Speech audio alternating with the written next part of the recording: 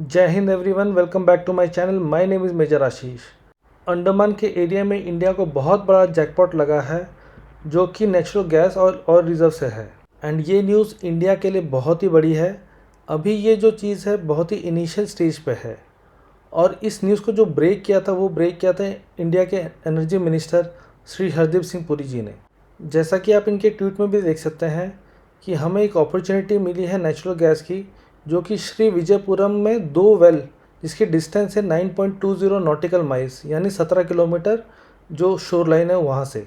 और जो initial test हुए थे वो हुए थे 2000 से 2300 मीटर के बीच में।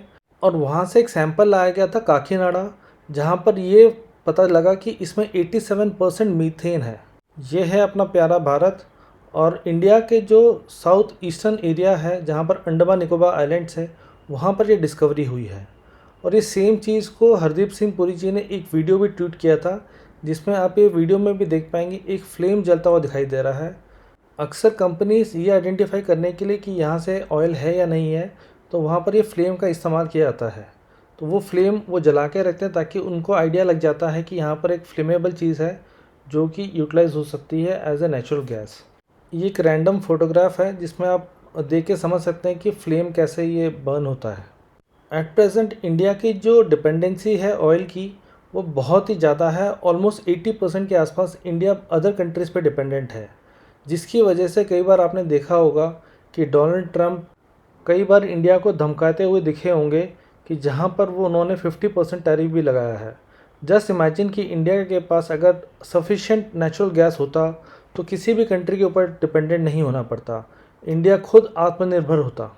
वैसे इंडिया काफ़ी टाइम से ये एरिया एक्सप्लोर करना चाह रही थी कि अगर आप देखोगे कि इस मैप में जो लेफ़्ट कॉर्नर में दिखाई दे रहा है वो बे ऑफ बंगाल है और जो रेड रेड मार्किंग्स है all area the coast line, Myanmar हो गया या इंडोनेशिया हो गया, वहाँ पर ऑयल काफ़ी मात्रा में पाया गया है।